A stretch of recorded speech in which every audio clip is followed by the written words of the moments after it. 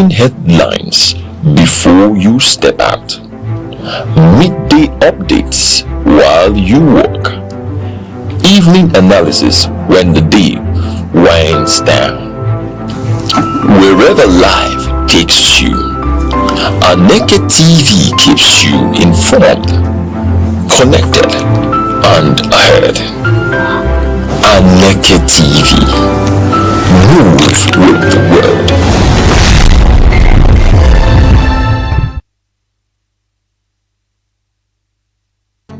In a nation defined by diversity and potential, the question remains, what kind of leadership will guide Nigeria into the future? Across government, business, media and civil society, one principle has emerged as non-negotiable: ethical leadership. Globally, leaders like Germany's Angela Merkel and New Zealand's Jacinda Ardern demonstrate that integrity and empathy are more than virtues.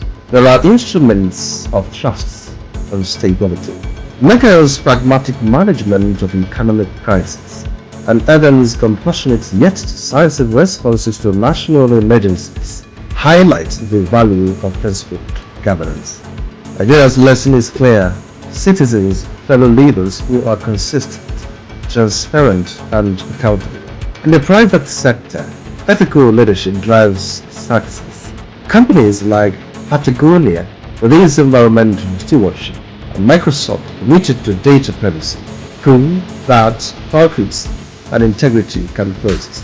Nigerian businesses can learn from these models, prioritizing transparency, fair employee treatment, and community engagement to strengthen both the economy and public confidence. Religious and civic institutions also prove enormous influence. In Sweden, faith-based organizations collaborate with governments in social welfare while respecting secular governance. In Nigeria, religious leaders can guide communities through ethical engagement, promoting peace, civic responsibility, and financial transparency. The media serves as the nation's ethical compass. From Watergate in the United States to anti-corruption investigations in South Korea, responsible journalism exposes abuse of power and strengthens accountability. Nigerian media, by upholding truth and resisting political pressures, can elevate public discourse and encourage ethical governance. Youth and civil society movements around the world illustrate the power of principled activism. Evidence-based campaigns in Kenya, climate initiative in Europe, grassroots civic actions globally show that organized engagement reinforces accountability. In Nigeria, young people and NGOs can champion ethical leadership through advocacy, civic education, and constructive participation. The path forward is practical and systemic: transparent public finance, digitized services, whistleblower protections, merit-based appointments, and civic education are all critical. Ethical leadership must be embedded in institutions, daily operations, and individual conduct.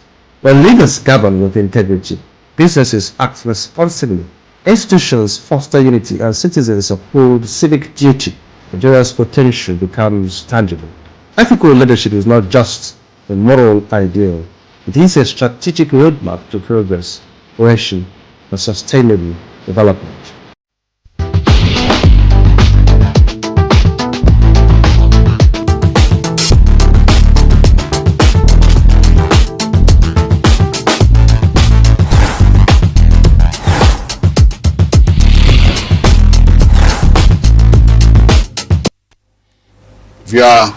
We welcome you to Aneke TV and to the program Arena on this television. Today we are going to discuss on a topic that is presently raging on across the Middle East, and our topic is Middle East crisis. This Middle East crisis has brought about so many things in the world over. Flights have been suspended. Pilgrimage to holy lands in the Middle East have been suspended. People are killed. there are, war at various locations, countries that bombings are flying into, from Qatar, Kuwait, Saudi Arabia, Cyprus, Bahrain, and all that. And it has resulted in a skyrocketing of crude oil. And all is not well. It has also affected Nigeria. In Nigeria, there's been this protest about the killing of the supreme leader of Iran, who is the leader of the Shiite Islamic sect. And in Nigeria, there were protests. That is the followers of El Zazaki, who was then incarcerated by the federal government. And today I have with me in the studio the former vice president of Nigerian Union of Journalists and a public affairs commentator. I'm talking about Comrade Ken Ofoma. He's not a new face on this program arena. Ken, you're welcome. Thank you for having me.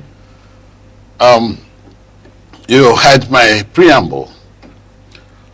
The problem in Middle East. The problem in Middle East has been going on, it was like a gathering storm. And today it has snowballed into a tornado of sorts. We are talking about a full-blown war. Negotiations had been ongoing. A little skirmish was done last year, and today it has become so full-blown that a lot of people are now affected. How do you see the situation?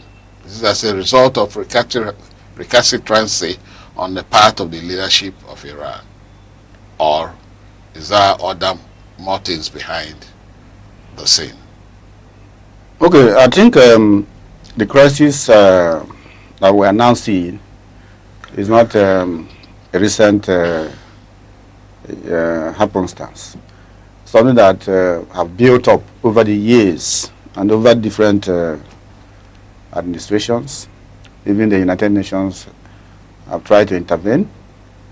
The idea that Iran was building nuclear plants and enriching them with uranium with the hope of building nuclear weapons. And other countries, especially United States and Israel, have made their stance clear that on no account should Iran be allowed to develop nuclear weapons. What they fear, and going by Iranian history, the history of their leaders, or every time they are shouting death to America, death to Israel, we can be rest assured that once they develop a nuclear weapon, they will test it in Israel, first of all, before US. And to compound that, they have been accused of sponsoring global terrorism, Iran. All these, like the Hezbollah and, Houthis and other terrorist groups. Some of their cells, terrorist groups they sponsor, also exist in Nigeria, allegedly. But of course, America has the resources in terms of their intelligence network. Israel has the resources in terms of their intelligence network. You use Mossad, American CIA. So they have information. They have records of activities of the leadership of Iran in trying to sponsor global terrorism. And so you recall that sometime last year when they had the 11-day war between Israel and Iran, because of the same sponsorship of those who are fighting, those who invaded Israel to kidnap and kill some of the Israelis, which Israel retaliated. And in the Middle East. So Israel invaded Iran. They killed some of their military commanders, dominated the airspace, but the same America intervened and brought peace, dialogue, and the thing ended within 11 days. They call it the 11-day war.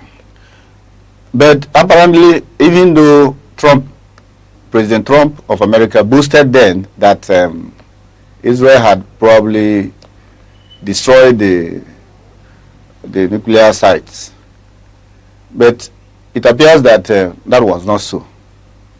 And that was why, based on their intelligence, they discovered that Iran has continued to develop the nuclear capabilities, that those areas they thought they destroyed during, using the Israeli bombs were not affected.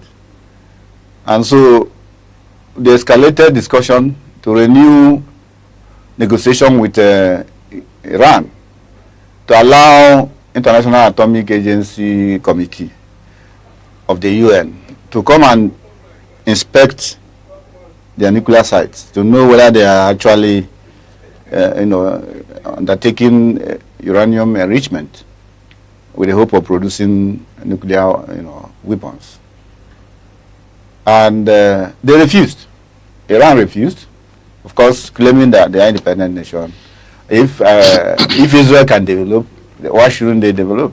If other countries can develop, why shouldn't they develop? But the truth is that that is the pretext. That is the reason. Major reason is the America and Israel gave. Of course, there were discussions even in UAE and with the Iranian team. The last discussion ended in a stalemate. The Iranian delegation went back. America told them to go and report to their leader the outcome of it, and then know whether they can amend their position. I understand that it was when they were holding that meeting, the Iranian delegation with their leader, Ayatollah Khomeini, that surprisingly, it was a surprise attack. America and Israel bombed the home of the Iranian spiritual leader, and he died, and other people, including one of his wives, and other people died, and then subsequent bombs. But apparently, Iran was more prepared now than they were last year when Israel invaded, because they never retaliated. But this time around, they started retaliation. They started throwing bombs to Israel, throwing bombs to all other Arab countries, Middle East countries, who are collaborating with America, and where America had their military bases or other facilities, including U.S. embassies. They were attacking American air base or where they have assets, military assets, in UAE, in Qatar, in Saudi Arabia, in Bahrain, and what have you. Even also attacking American embassies in some of those places. Of course, there will be, some of them were blocked, some of the bombs, but some hit the target, and even some hit unintended targets. Just like American and Israeli bombs also hit sometimes unintended targets. But there was this school that in Iran that was hit by the bomb, where about over 100 people died, majority of them school children. So those are the unintended consequences of war. So when Iran started throwing bombs also in retaliation, that is when the matter began to escalate. We don't know how long they can withhold, they can continue to respond. But obviously, it may not we'll come back to for too that. long. We'll come back to that. Let us look at the birth of United Nations in 1945. When the organization was born, there were certain resolutions that they reached which is bent on, promoting global peace. But you can see that most recently, United Nations doesn't seem to possess that level of peace promotion. This is because the superpowers sometimes overrule them. We have seen where even with the sovereignty of Ukraine, Russia went in and started fighting Ukraine. And negotiations have been going. People have been talking to Putin to lay down arms so that they will reach a good level of negotiation. And in that of Iran now, given the fact that Iran has been pursuing terrorist activities, whatever in Syria, Hezbollah, Houthi rebels, sponsorship of these cells. And of course, even in Nigeria, why Nigeria had to go against el-Zakzaky is that the Shiites, Muslims in Nigeria, are a kind of terrorist cells because their ideology is fundamental. And when you have fundamentalists, there's tendency for terrorist activities to go on. Consequently, I am now asking, what, in your view, does it mean that UN can no longer call both Israel and US to order, considering the sovereignty of Iran? United Nations, which was the offshoot of the League of Nations, after the First World War, the League of Nations was formed, but due to inherent weaknesses, they couldn't stop the Second World War. And after the Second World War, United Nations was bettered with more measures to see if they can stop any other world war. But they created it in a way that they created 5 superpowers that have, most of these superpowers had already developed nuclear weapons then. Either, talking about Russia, Britain, USA, China, and France. And they created United Nations Security Council, which is like the final decision-making group. If you are admitted into that Security Council as a member, you will not have veto power, but these other 5 countries have veto power. In other words, if they want to vote for any issue, the 5 of them must agree. If any of them votes against any particular issue, that means they have vetoed it. The thing cannot go on. So that is what is stalling a lot of progress. And because they have veto powers, they are strong enough, they behave as if they are bigger than the United Nations. And you cited the issue of invasion of Ukraine by Russia. It is for the same reason, although they will always cite their own personal national interest or security interest. Why did Russia invade Ukraine? The reason being that Ukraine was trying to join NATO. NATO is an organization of other countries that have a defense pact and cooperation and all that. And once you join, if you attack one of them, the rest can attack you. And the member countries can provide their country space where America can build their defense and military base. And Ukraine is at the backyard of Russia. Russia felt that it will be too dangerous to allow America, for instance, come and build military. They will be spying them. Just like America will not allow any country or any of the superpowers to come and build a military base in Mexico. Not Mexico, in Canada. Not Canada. But they have, they are behind their neighbor, all the country. I remember it. So they will not allow that. So because of that, after several warnings, without Ukraine, pulling back, America now, Russia now invaded Ukraine to stop them from joining NATO. That was the essence. So now, at the point, United Nations even declared Vladimir Putin, president of Russia, wanted. But who will arrest him? Who will arrest him? He even visited South Africa and other countries, but nobody dares to go to arrest him. Just like at the point, the same United Nations declared Netanyahu wanted. Who is going to arrest him? So that is why growing or increasingly United Nations is becoming a toothless bulldog. They can only take resolutions. Yes, they can pass. They cannot take certain decisive actions against the superpowers. The smaller countries, they can take resolutions. They can freeze. Of course, they took all those resolutions against Russia, freezing buying of their oil and water. But still, China through sanctions. But China will still do business with them.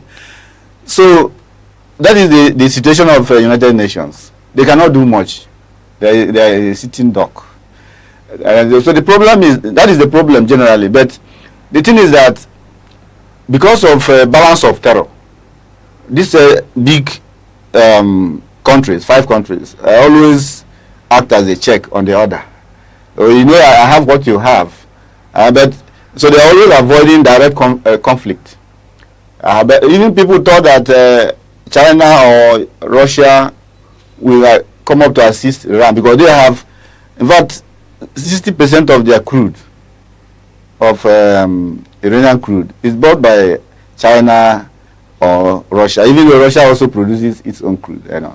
So, but, and people also, conspiracy theories also saying that was also economic consideration was part of the reason Trump invaded Iran, because of the oil they sell to China and other places. And that was also the reason they alleged that Trump invaded, arrested Maduro of Venezuela. So they have taken off Venezuelan oil market that goes to China. They now want to corner that of Iran, to starve China in particular, who they see as a threat in terms of trade and other things. So these are complicated international politics. But the reason they put forward. Some even also allege that because maybe they want regime change. But that may be a subsidiary or secondary reason. But the main reason is the threat of Iran and their sponsorship of global terrorism over the years. And the fact that if they are allowed to develop nuclear weapons, they will not hesitate to use it. Unlike the other 5 on them countries that have developed it, but they are more unlike the other 9 countries that have nuclear power. No, only 5. I'm talking about 5 in the Security Council. In the Security Council. But there are other countries. But you can also see like Russia. Israel, Pakistan. They say Israel. No, I don't think Pakistan has it. Israel has. There are 9. Israel has it, but they will not use it. Other countries that have it may not use it, but Iran will use it. That's the fear. Because they are very fundamental. Because of their fundamentalism. Okay. Now, it is ongoing. What have you seen as the result of this war globally, after which will come to Nigeria? Because it has also affected Nigeria particularly, the result of the war. Yeah, normally anything that affects the smooth movement of goods and services, especially oil, will have global impact. And for countries that are weak, that don't have strong industrial base, like Nigeria, we are always the first casualty. Other countries that may have some fallbacks, may, fortify their system. If you can see now, the price of petroleum products is already increasing, gas and all that in Nigeria. You would wonder why, upon the fact that we have Dangote here, refining, who can meet even our domestic needs. So why are we now, and he's supposed to be buying crude from Nigeria, so he's not importing. So why are we increasing price of petroleum products? But he buys crude at the international prices, not the price that is sold internationally. But the president said they should sell it to him in naira. So that may have taken away the issue of pressure on forex if he's buying in naira. So he shouldn't affect his domestic production and supply. So, but that is they know how they do it. Even NMBC has also increased, even though they are not. They are still importing. They are not refining. So, but then. And the spiral effect. The spiral effect is that globally, even the stock market have started going down. The prices, the production, it will slow down production because those countries that cannot get even the main channel through which crude oil ships pass, crude oil ship, the Hormuz, the Strait of Hormuz. Iran has shut down the place, so no passage. If you want to use other channels, maybe 2 days movement may now take you 1 month to circumvent and get to where you are. So all these have slowed global trade, global production, and what have you. And even America very soon will start feeling it too, in terms of cost of goods and services. And other countries will start feeling it. China is already feeling it because, like I said, there is no production going on now. Even Saudi Arabia, they have shut one of the biggest refineries. They are not producing. So this is how it is going to affect the global market generally. And until the war is quickly ended. Well, yesterday Israel was boasting that they have completely taken over the air in Iran, which means they can stop them from throwing bombs too. If they can do that, then they will be forced to come to negotiation table again, and we may quickly see the end of the strife. Yeah, about 2 days ago, after the killing of Khamenei, That is the country of Fidel Castro. What do you call it? Cuba. Cuba. That one. America will not allow any other country to come and build a military base in Cuba. Well, if you are at Cuba, you'll be looking at America. Okay. America had said that it will protect ships that are carrying oil across the Hormuz Sea across, but that has not eased up anything. And we have seen that even the pilgrimage travelers to any state, any country in the Middle East has been suspended. Airports have been closed. So I think we have seen a downturn on economic activities, starting from the Middle East to Asia, and of course towards Africa. And of course you already mentioned that prices are going, the spiral effect is also going to be on domestic products everywhere. Once the prices of oil, petroleum products becomes high, transportation cost becomes high. Once the transportation cost becomes high, there will be a spiral effect on all other goods and services that require transportation to be made effective. So we are worried. I think greater percentage of the population of the world are worried. Like you said, America will begin to feel the impact of what is happening. But America still said that they are not actually going to stop soon. So, a few days back, Arafi was made to be possible successor of the late Supreme Leader. But shortly before, within 24 hours, he was killed. And now, there is another indication that the second son, who is about 56, may succeed him. What are the chances that the radicalism and fundamentalism in them will be nipped in the bud if the successor comes from his family? And besides that, the president of Iran has always been there with the chief judge. The three of them with Arafi, but Arafi was killed and they left the chief judge and the president because they felt those people may not affect any kind of fundamentalism and all that. So now the son is coming up. What are the chances that Israel, more so with the Israel threat, that if they come up with any other person that will become a dictator, the person will still be killed? Yes, the development is such that America, Israel may want to degrade their military capability, that of Iran, to force whoever will emerge eventually as their leader to drop most of the plans to continue to develop nuclear weapons.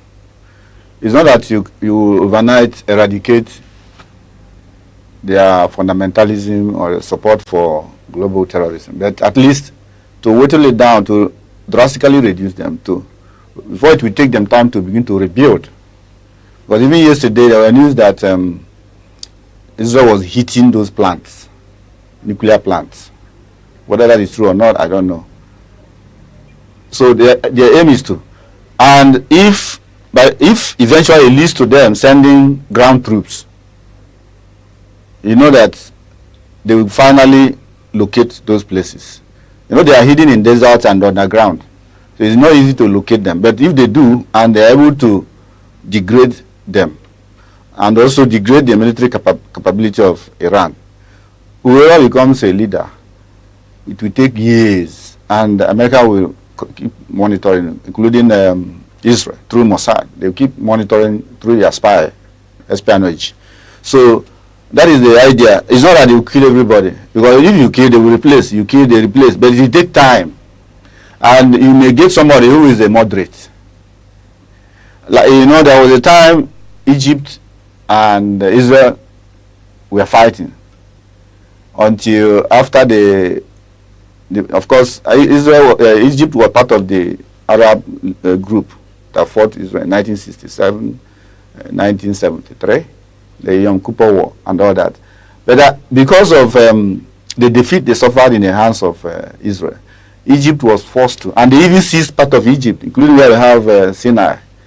When Egypt, I think Anwar Sadat, agreed to make peace with Israel, they had that peace, and Israel released their seized land, even though pilgrims still move through Egypt to go to for religious pilgrimage.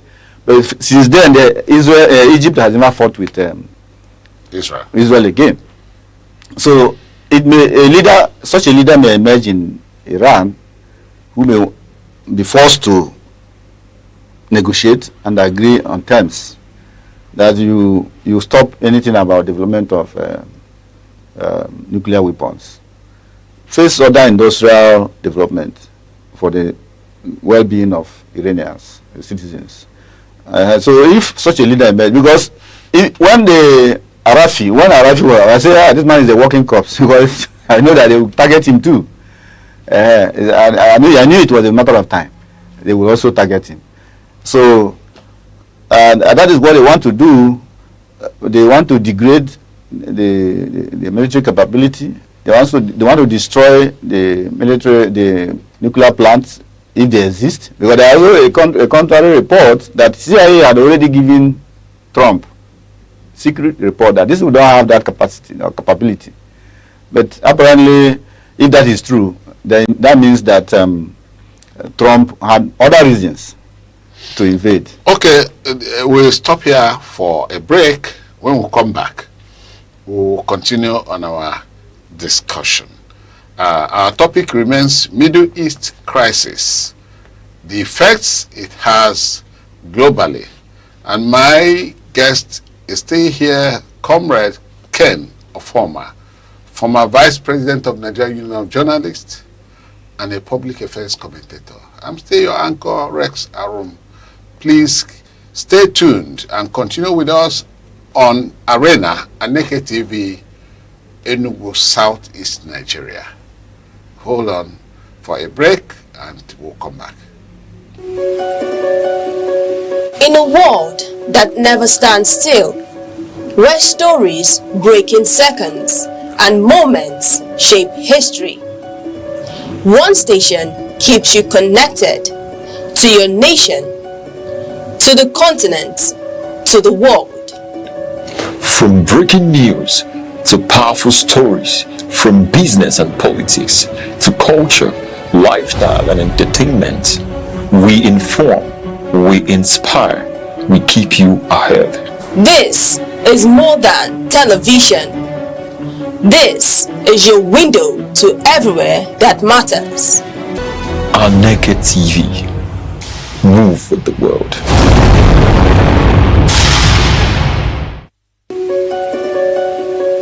In a world that never stands still, where stories break in seconds and moments shape history, one station keeps you connected.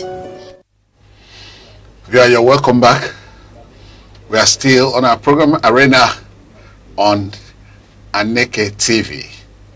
And we hope that you have continued to enjoy our guest as he reels out the problems and possible, of course, is going to come with possible solutions about this situation in the Middle East that will bring about a lasting peace. Comrade Ken, let me come to Nigeria. Nigeria had a budget of 58 trillion or beyond. And the benchmark for the budget should be about $64 per barrel. Between $64 and $60 per barrel. And now, the sky of crude oil in the international market, especially when we have the best crude, one of the best crude in the world, the Bonny Light, it sells for about $100 a barrel.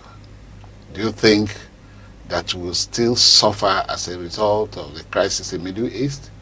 Or do you think we're going to make more money not to have a budget deficit this year? Especially if the situation persists. We may make marginal gains, but not much. Reason being that we cannot even meet up our OPEC quota of crude oil production per day. You understand my point? We are producing or we are underproducing.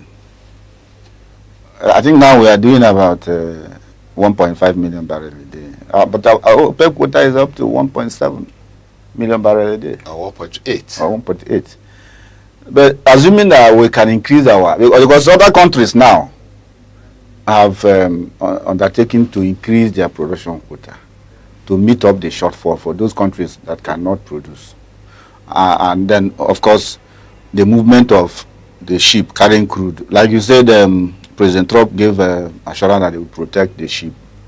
But the thing is that many of the owners of the ship may not trust that promise or believe in it, because each ship will cost about $300 million. So how we want to risk it in the open sea, where it will become a target? So, and but even if they find other channels to move the crude, the number will be limited. And then those that have shortened their production or those that badly affected have reduced their production. The other countries that can increase theirs there are few that have the capacity. Right? Nigeria is not one of them. We don't have the capacity to increase our production quota. We have not even met our production quota, not to talk of increasing it. So the marginal gain we're going to make is on the price that we are producing currently. I understand that the price is now about $80 a barrel, as against our budget benchmark of about 64, like you said. And there's a possibility that it will, if the war persists, the international price for crude may rise up to $100 per barrel. But like I say, it's just marginal, because what we gain from the increase in price of crude, we spend in refined product. That's my point. We are now using more money, NNPC, to import refined products. Dangote has also increased the price. So we are now spending more. So at the end of the day, when you do the plus minus, it will be a marginal gain. That's why I said earlier that we are not prepared. We are not always prepared. But sometimes it appears that under military we are even more prepared. During the Gulf War, that Nigeria made about $13 billion extra, which vanished anyway under IBB. So one is our budget. We are running budget deficit.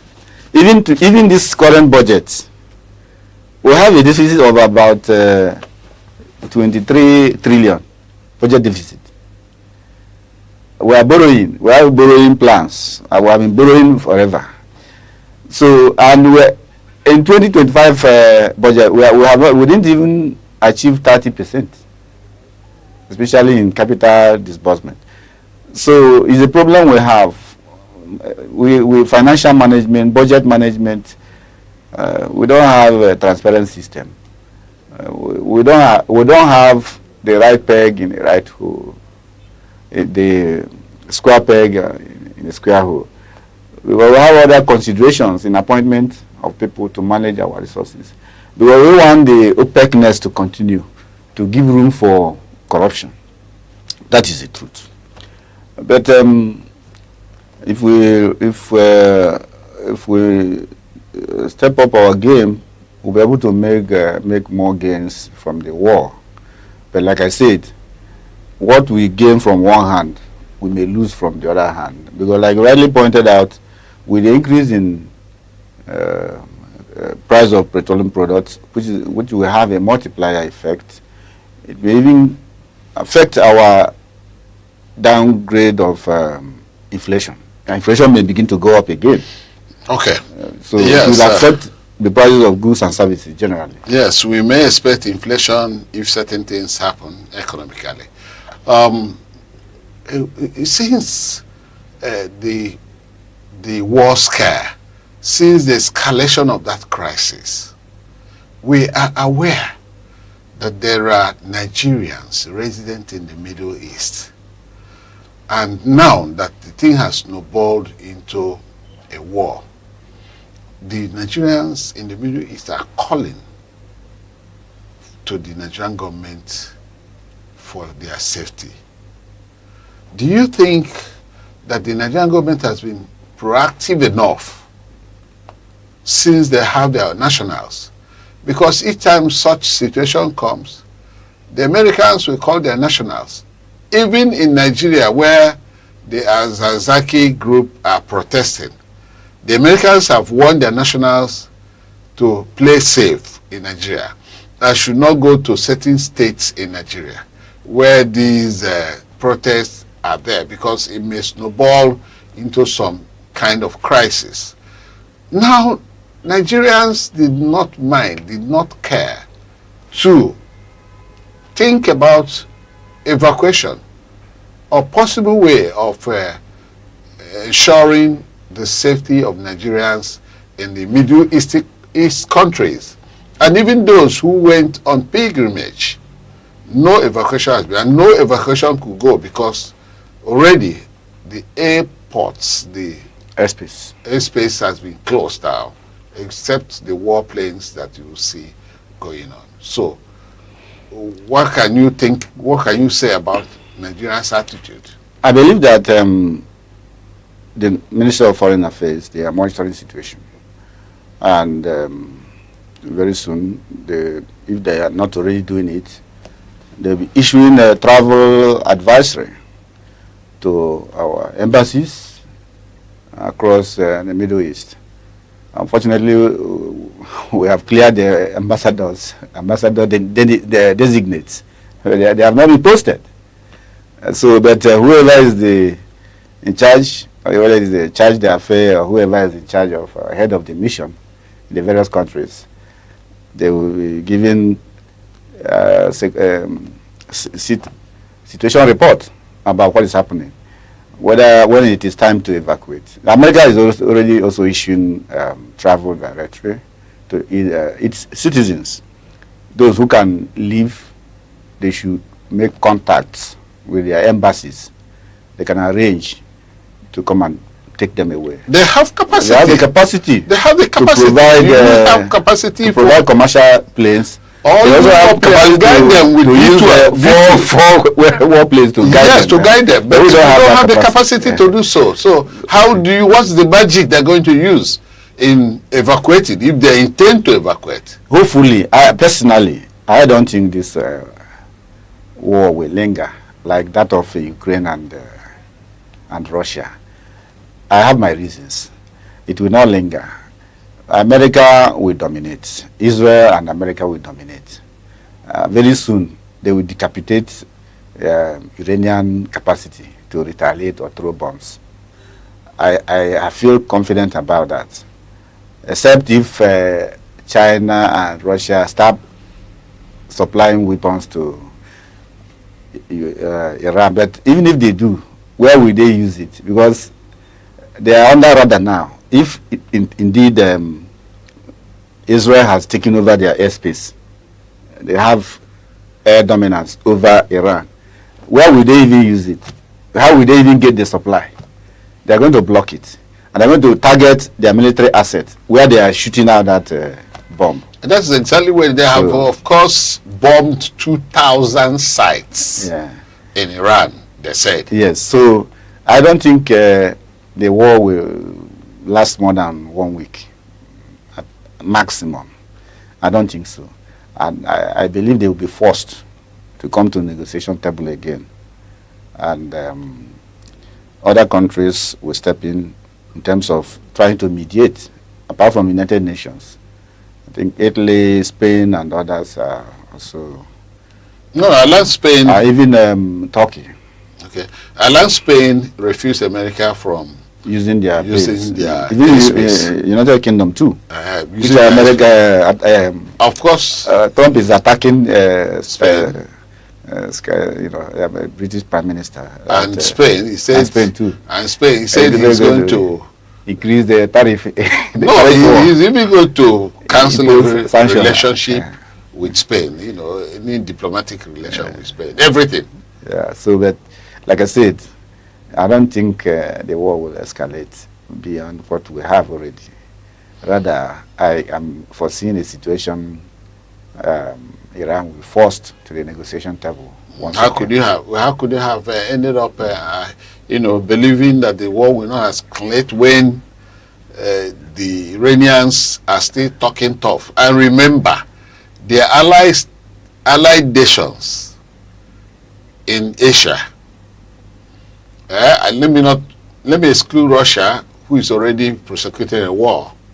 The allied nations in Asia are all, against the war. They're against the war, but they are, surveying the extent of the war and how to come in. Don't you think? I don't think. Don't you think that after some time, some nations from Asia who are allied nations to Iran may come into the war? There is no country that is aligned to Iran, other than those who are their business partners like China and Russia. And they don't have any defense pact that will enable them come into the war directly. They can only supply weapons, which they will be very skeptical about doing so because of the implication. And even if they want to supply, there are some category of weapons they can. Just like when America was supporting Ukraine, there are categories. Russia, through Putin, will always tell them, don't supply this kind of weapon to them. If Like you do, say, don't supply Tomahawk. There will be consequences. Okay. And I don't think America requires any help to defeat Iran with Israel. It's just a question of time. That's the way I see it. Okay. It's not going to last. So, and at the end, you think peace will eventually return in the Middle East. So, nobody can predict the outcome. Some are even saying that after this war, those other countries in the Middle East that has entered into arrangement with the US, where America built their military bases in the help of defending them, that they may now review that. Now that they couldn't even defend the bombing of Iran to these countries, they may review that and may tell America to leave their country.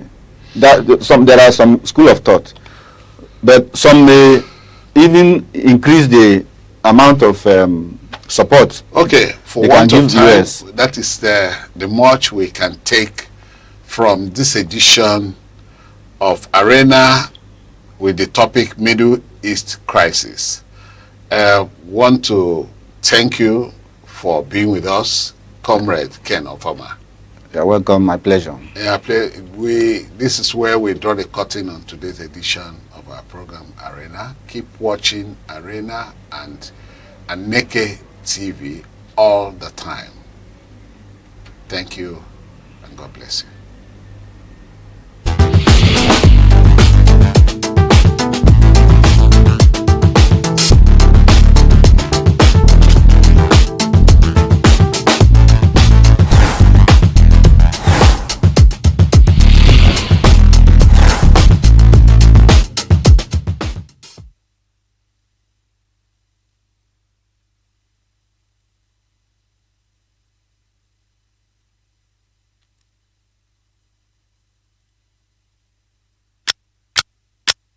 Every second, the world changes, markets rise, leaders speak, stories unfold. To keep up, you don't just need news, you need clarity, you need speed, you need perspective. That's why Aneke TV brings you the global pulse. Accurate, reliable, right when it matters most. Aneke TV. Move with the world. Corruption in Nigeria is not limited to isolated scandals. It is systemic, deeply embedded, and sector-specific, affecting critical areas of governance, particularly oil and gas, power, the judiciary, and local government administration.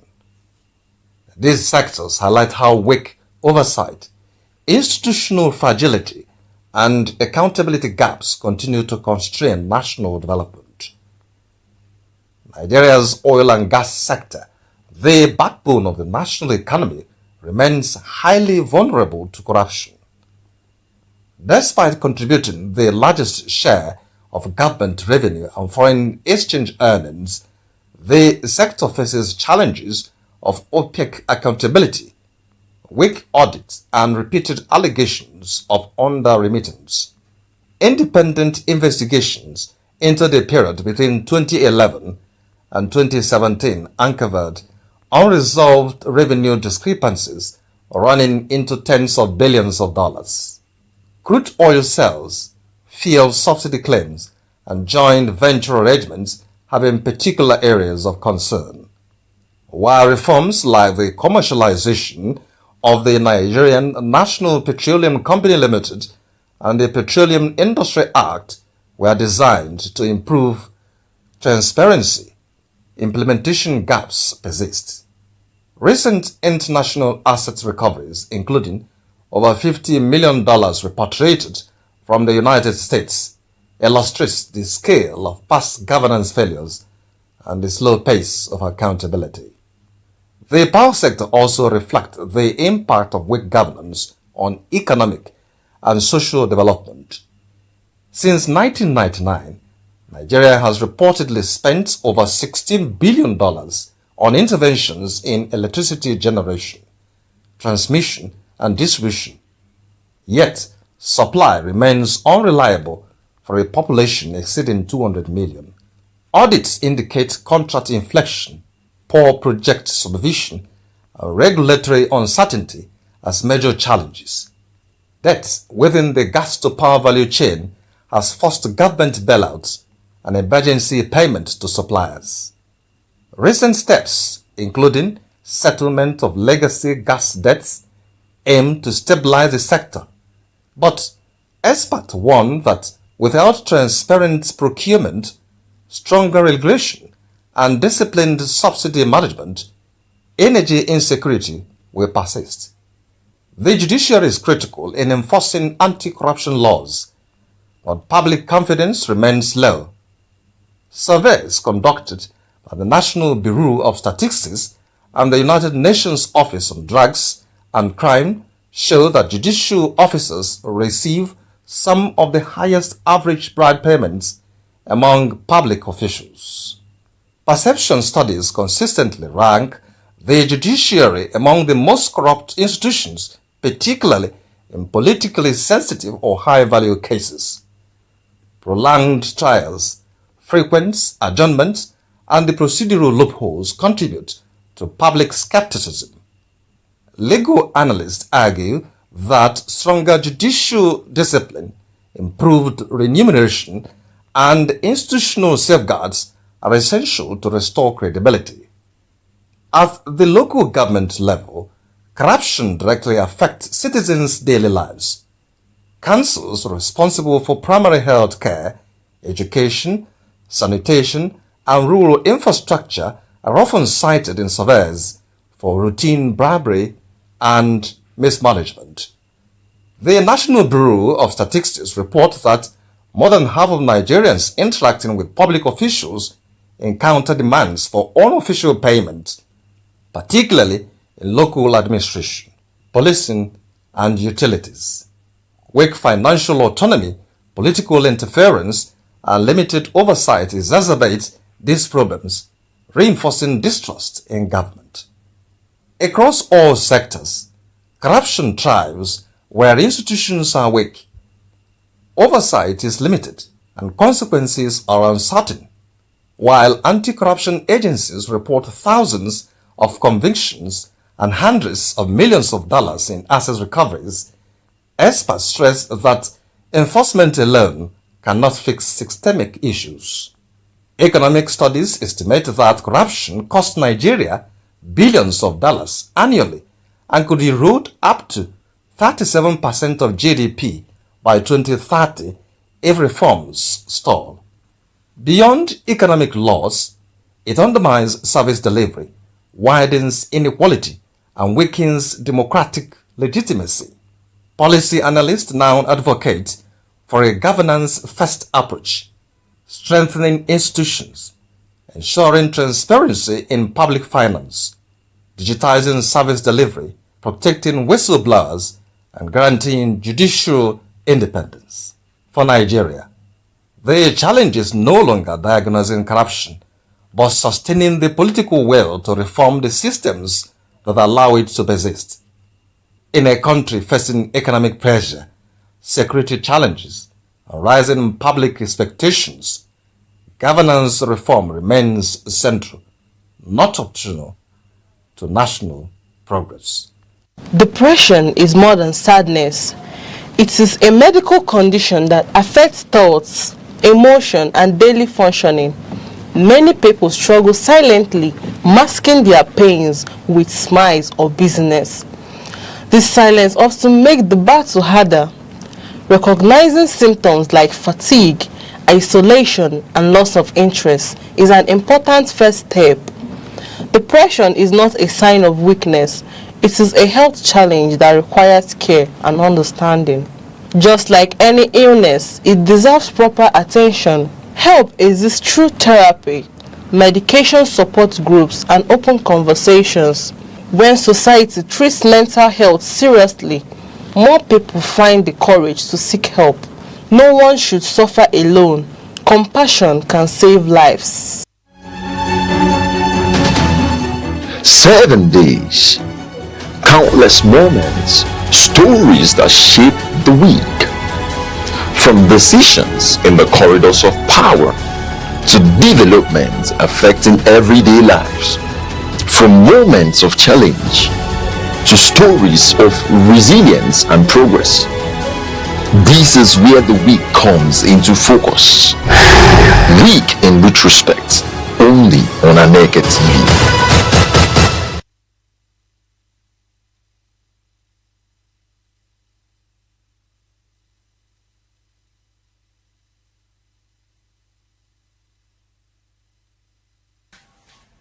Dear woman, this is a safe space for you to feel seen, heard, and acknowledged. My name is Chidima Asoba, and I'm your companion on this journey of being a woman. This is Aneke TV, and this is where you will find Dear Woman every week on Wednesdays and a replay on Saturday. Don't forget to join. See you.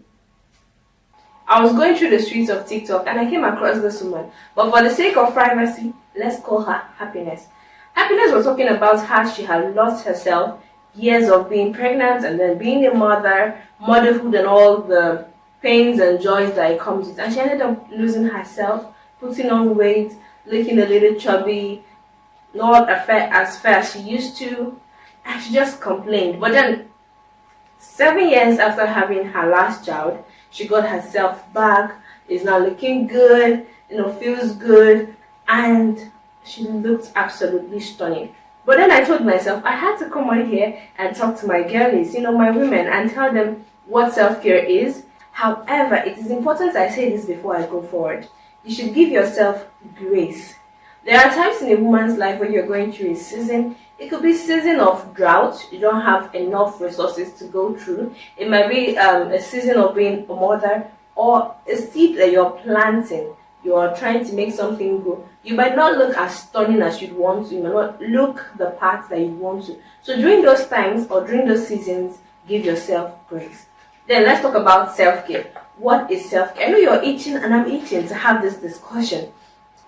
So self-care is the practice of actively engaging in activities that promote your physical, your mental, and your emotional health and well-being. As you can see, self-care is layered, but there is this popular notion that self-care simply has to do with, let's say, just keeping fit or just looking good, applying the right cream. That's what self-care has to do with, putting on your mask and relaxing.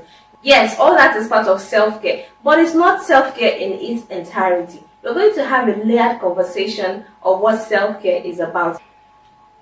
So this is a layered conversation, and we're going to talk about each aspect of self-care. We'll move beyond just the aspect of using the right cream, putting on your mask, which is also part of self-care, but we're going to move past that to talk about other things. Let's start with the physical aspect of self-care.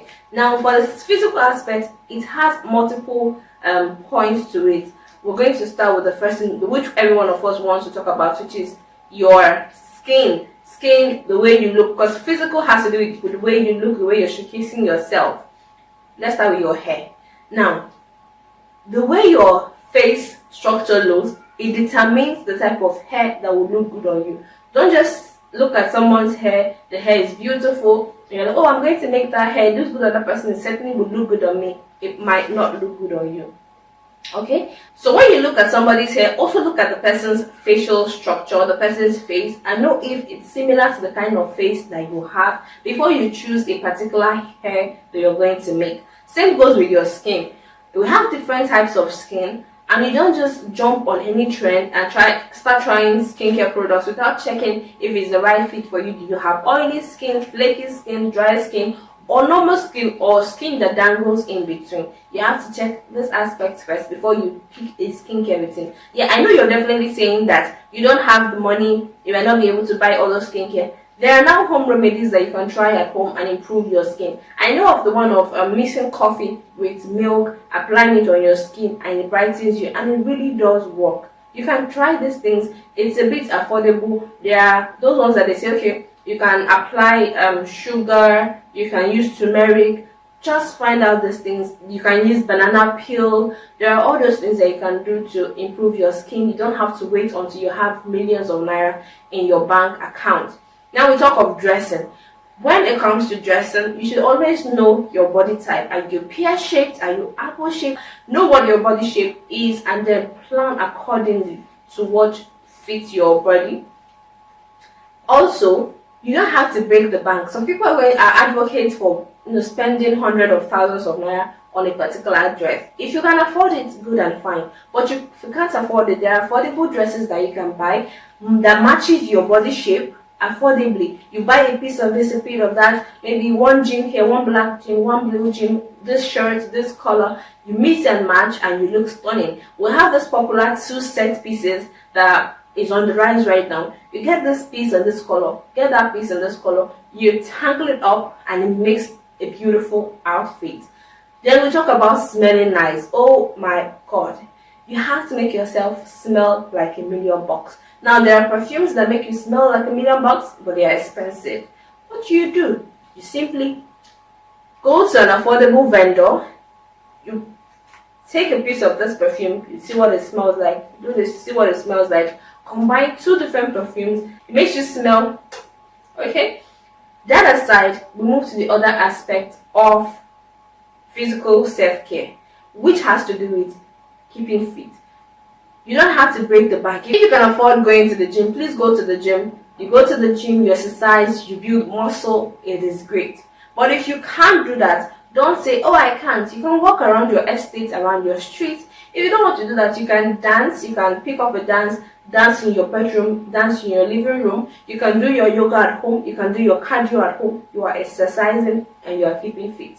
All right. I think I should put a PS here for all the nursing moms, because I don't want you to beat yourself up and say, I'm not doing this. It is fine. For the meantime, you can be breastfeeding. Your routine is slightly different and what is expected of you is slightly different. So give yourself grace. But for all others who are not on this category, you that you're not part of this category, start doing something. Take walks, skip ropes, dance, just to get your exercises in. You don't have to go to the gym to keep fit. You don't have to break the bank to keep fit.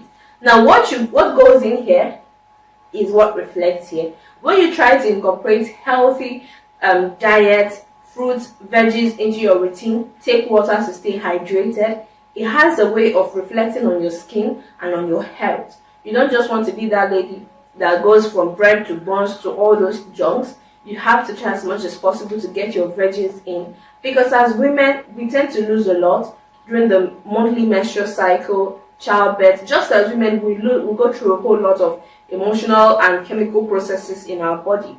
It is in your best interest to incorporate fruits, veggies, sources of blood, so that what you lose, you end up getting back in and you stay good health-wise and physically.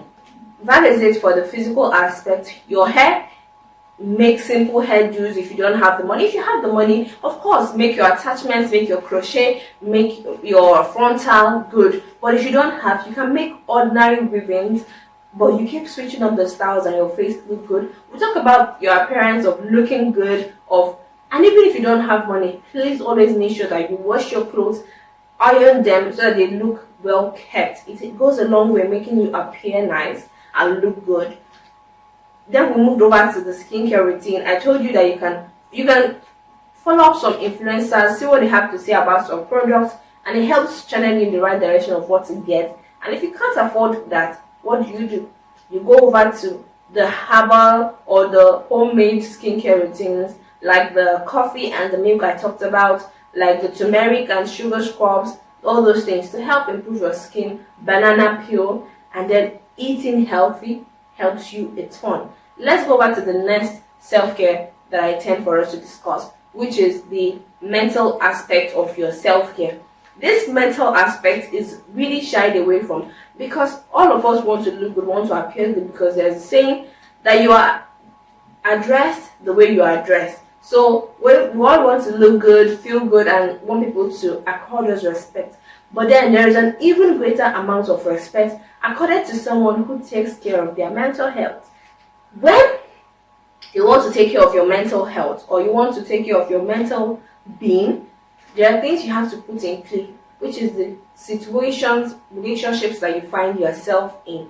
If you are in a toxic workplace, you're in a toxic setting, you're in a toxic relationship, of course, it will drain you and is going to affect your physical well-being. So what you need to do is start looking for ways to set boundaries and correct those aspects of your relationships or your work setting. Just know how to, touch and turn and to make it improve.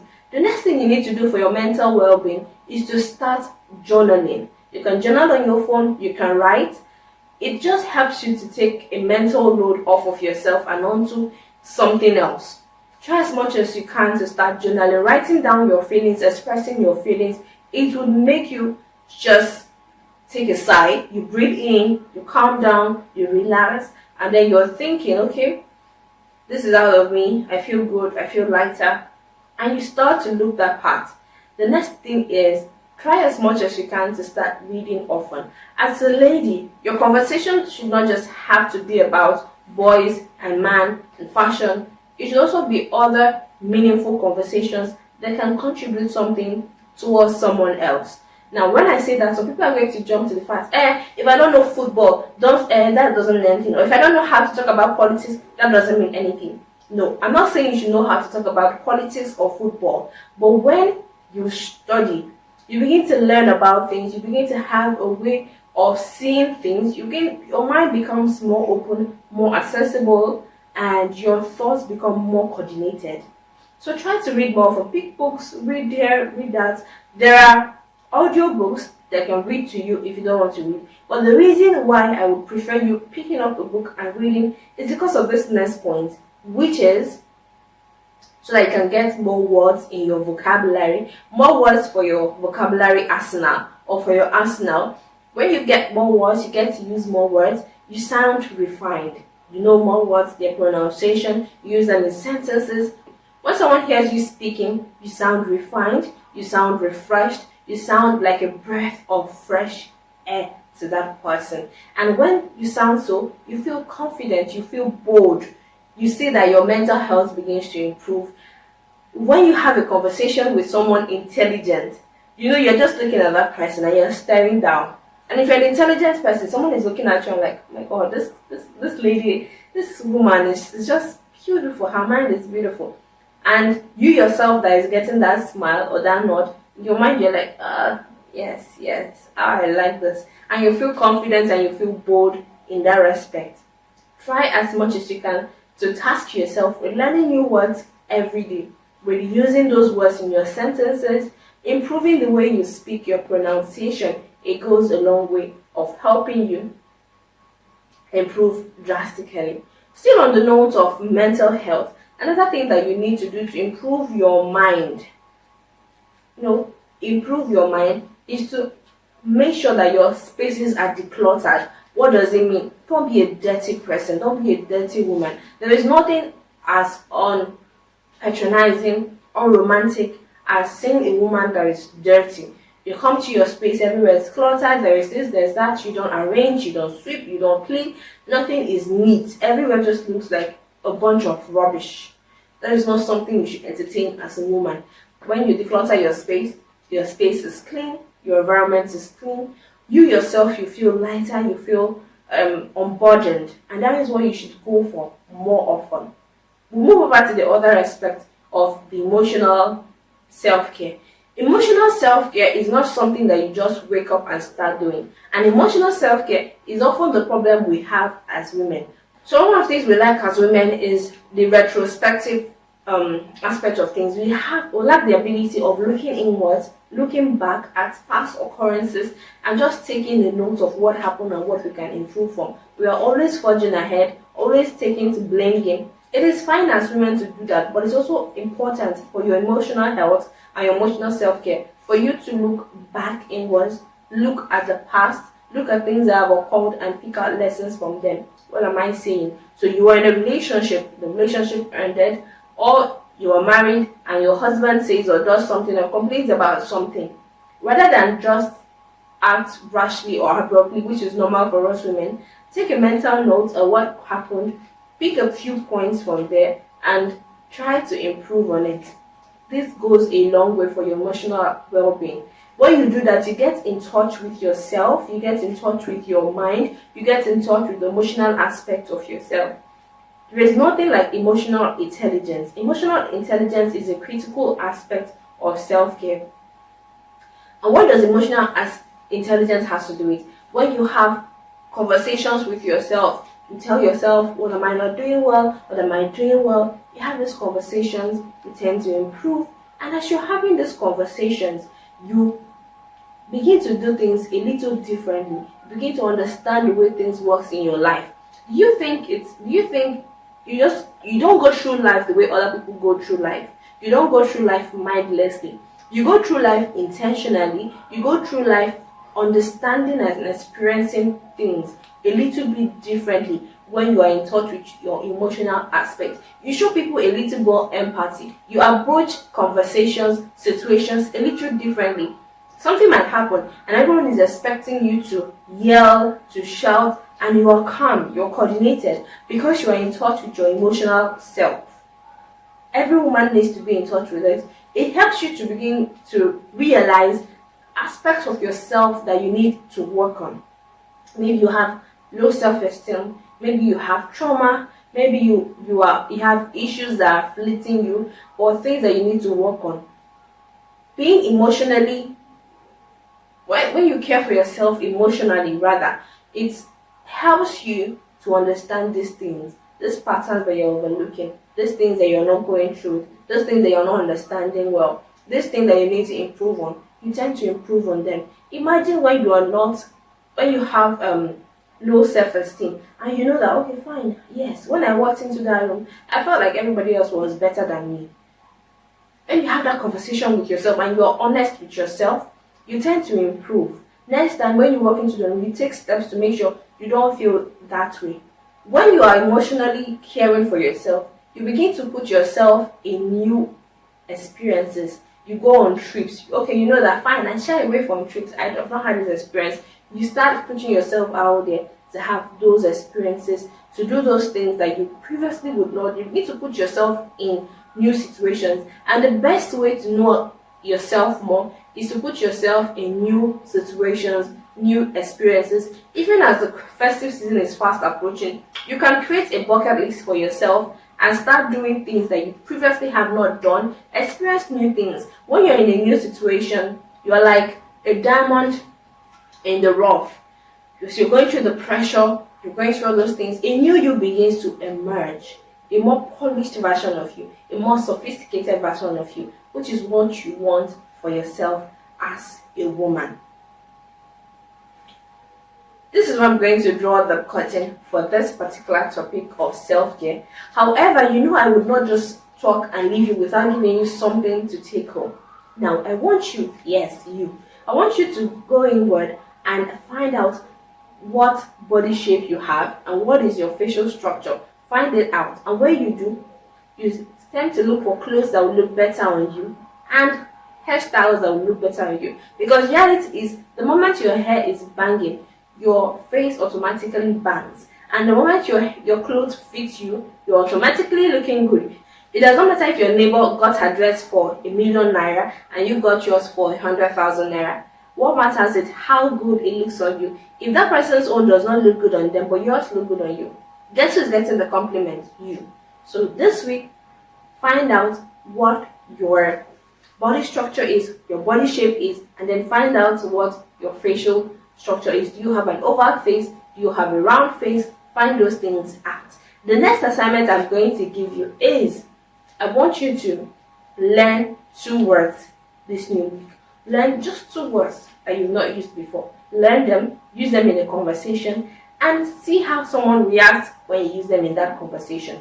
When you see the reaction of the person, I want you to tell me how it makes you feel. I want to come on the comment section and I want to read you telling me, oh yes, Chidima, I did what you asked me to do. This is what my body shape is and this is what my face is. And then these are the words I learned and this is how it made me feel when I used them in the conversation and I got a compliment or the person looked at me this way. This is how it made me feel. That will be your assignment for this week.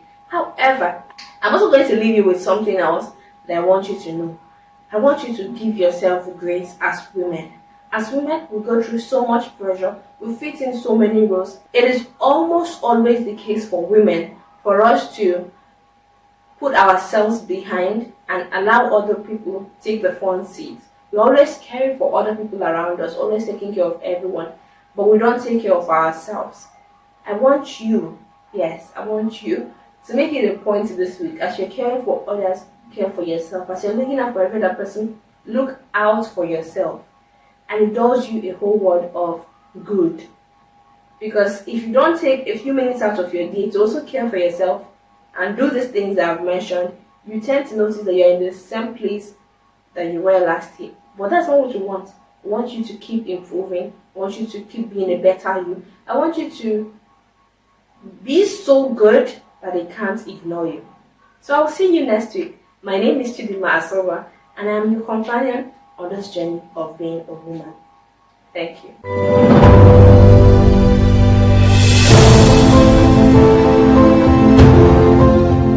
Nigeria, Africa's largest economy and most populous nation, continues to grapple with a critical infrastructure deficit that hinders growth and development.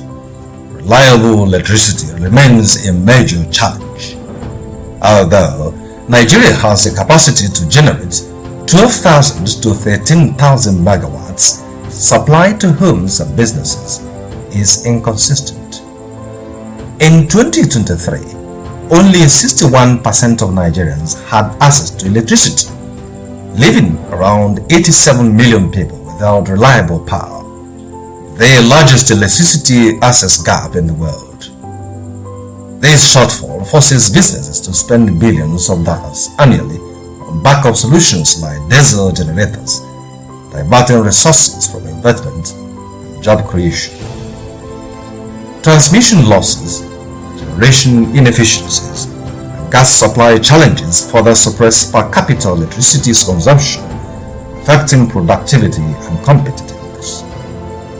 Transport infrastructure also lags behind demand. While Nigeria has an extensive road network, over 70% of roads are in poor condition, slowing the movement of goods and people, raising transport costs for farmers and traders. Rail development remains limited, with only about 3,500 kilometers of operational track, insufficient for a country of over 220 million people. Overall, Nigeria's infrastructure stock, including roads, power systems, bridges, water systems, and digital networks, is estimated at about 30% of GDP, far below 70% international benchmark.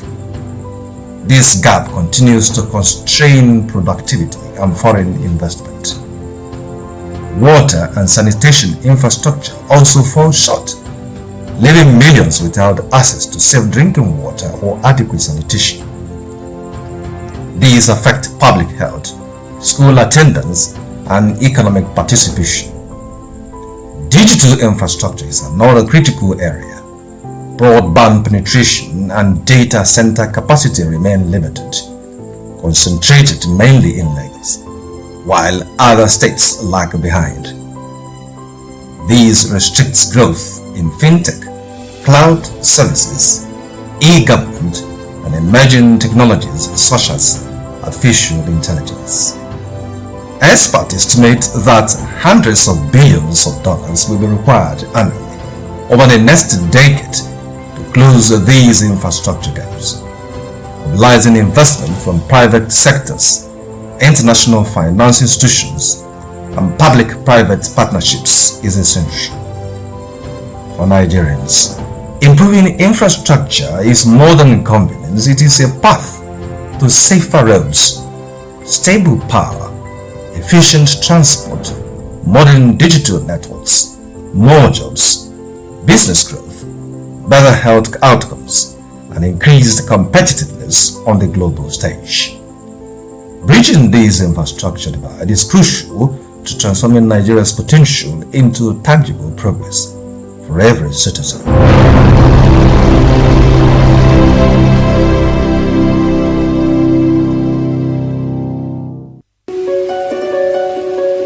In a world that never stands still, where stories break in seconds and moments shape history, one station keeps you connected to your nation, to the continent, to the world. From breaking news to powerful stories, from business and politics to culture, lifestyle and entertainment, we inform, we inspire, we keep you ahead. This is more than television. This is your window to everywhere that matters. Aneke TV. Move with the world.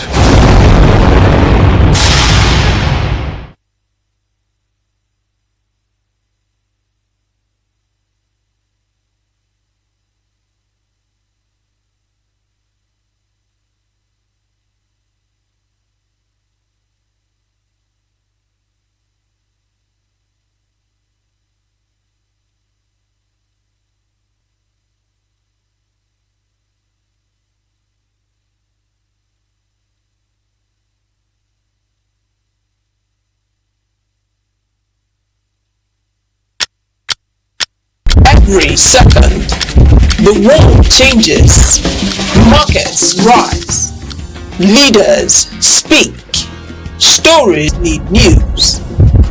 You need clarity, you need speed, you need perspective.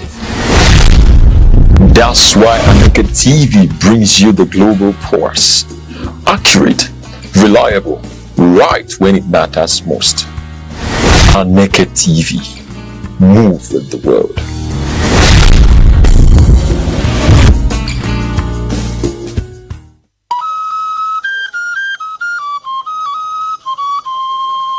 Need ad replacements, coverage for events, or the latest news stories? Call 070-3043-7110 right now. Aneke TV, move with the world. In functional democracies and competitive economies, meritocracy is not a slogan, it is a system. A system where competence determines opportunity, performance drives advancement, and leadership is earned, not inherited or imposed. In Nigeria, however, the persistent triumph of mediocrity over merit continues to shape recruitment processes, elective positions, and leadership outcomes across critical sectors of national life. From public service employment to political office, from academia to corporate governance, troubling pattern has emerged. Access often trumps ability, loyalty outweighs competence, and short-term political calculations override long-term national interests. In the public sector, recruitment exercises are officially designed to be competitive, involving written examinations, interviews, and eligibility screening. Yet,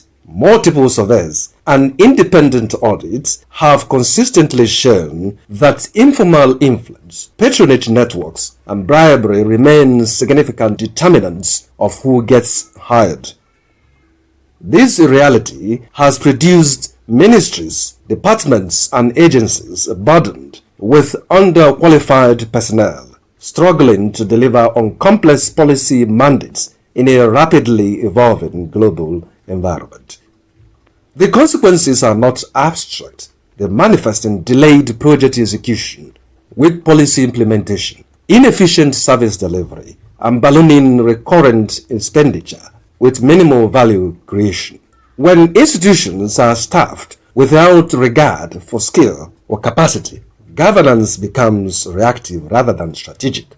The problem is not limited to recruitment alone. Nigeria's elective political system reflects the same crisis of merit. In many cases, candidates emerge not through rigorous debate, policy clarity, or intellectual depth, but through financial muscle, political godfathers, or ethnic calculations.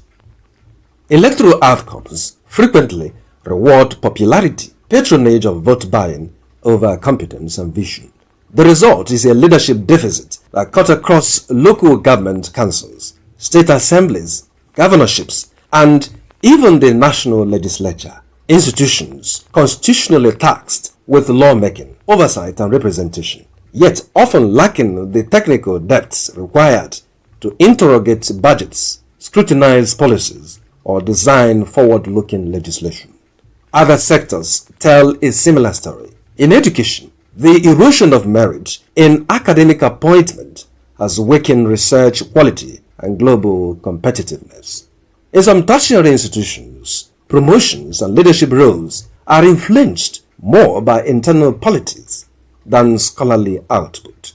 In the corporate space, family ties and informal networks sometimes override professional management principles, limiting innovation and sustainability. Ironically, Nigeria continues to produce world-class professionals who excel in merit-driven systems abroad, from medicine and engineering to technology, finance and academia. Their success outside the country reinforces a painful truth. The problem is not Nigerian capacity, but Nigerian systems. Countries that have achieved rapid development offer contrasting examples. Singapore, Rwanda, and South Korea institutionalize meritocracy through transparent recruitment, performance-based promotion, and zero tolerance for patronage. Leadership selection in these systems prioritize competence, integrity, and accountability, even when politically inconvenient. Back home, the cost of failing to do the same is increasingly evident. Brain drain has accelerated as skilled Nigerians seek environments where effort is rewarded fairly. Public trust in institutions has declined, and citizens grow more cynical about processes they perceive as rigged or predetermined. Yet, experts argue that the tide can be turned. Strengthening meritocracy requires deliberate reform, not rhetoric. Transparent digital recruitment platforms, independently supervised examinations, enforceable sanctions for recruitment breaches, and clear performance metrics are critical starting points. In the political space, electoral reforms that reduce the influence of money, strengthen internal party democracy, and encourage issue-based campaigns are essential to improving leadership quality. Civil society, the media, and the electorate also carry responsibility to interrogate candidates, demand competence, and reject mediocrity at the ballot box. Ultimately, meritocracy is not elitism, it is fairness. It is the assurance that every Nigerian, regardless of background, has a genuine chance to rise based on ability and effort. Without it, institutions weaken, leadership falters, and national ambition remains unrealized. For Nigeria to compete globally, govern effectively, and harness its vast human capital,